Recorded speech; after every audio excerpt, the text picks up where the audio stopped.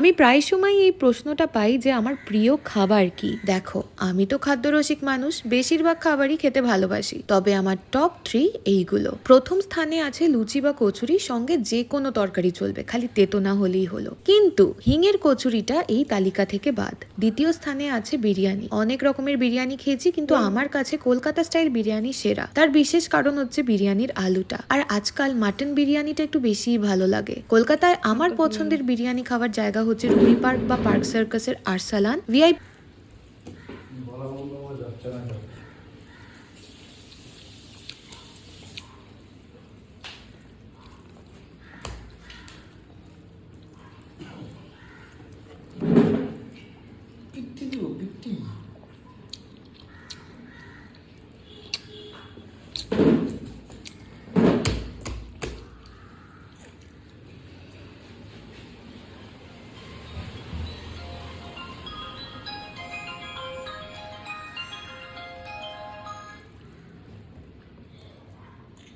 বলো।